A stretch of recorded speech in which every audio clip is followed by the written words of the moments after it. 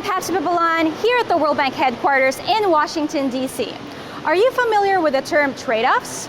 For instance, I have a holiday budget. So should I buy expensive gifts for a few people?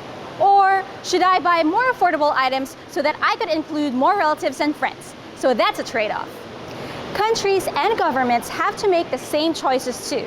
But of course, it's a bit more complicated. I'm meeting with David Gould to discuss a new flagship report on the financial development of the emerging Europe and Central Asia, right here. David, so the title of the report is Risks and Returns in Emerging Europe and Central Asia. Why is that? Well, we titled it Risk and Returns because rarely is there a free ride when it comes to financial sector development. We divide financial development into four parts, as you mentioned: stability, which would include the lack of banking crisis, obviously, but also the volatility in credit and deposits in a country; efficiency, how efficient the banking and capital markets are in transferring savings into actual investment; depth, which would include bank as well as non-bank assets and the size of the financial sector as a whole; and inclusion, how firms and individuals participate in the financial sector. Stability and inclusion are particularly important because inclusion is one of the most key and critical factors for influencing growth of the bottom 40%.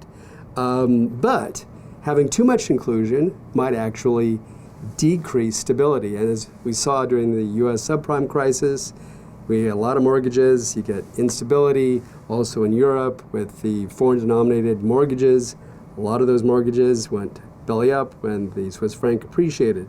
So inclusion is really important, but you have to balance that out with stability as well. Can other countries use this toolkit, and how? When a country looks at these four different aspects of financial sector development, they want to map out where they are on stability, where they are on inclusion. So they might be right here on inclusion. They might be relatively high on depth, maybe somewhere in the middle on efficiency. And they can see exactly how they rate relative to a benchmark. And we have a benchmark of the top countries. And it may be that this country is relatively good on stability.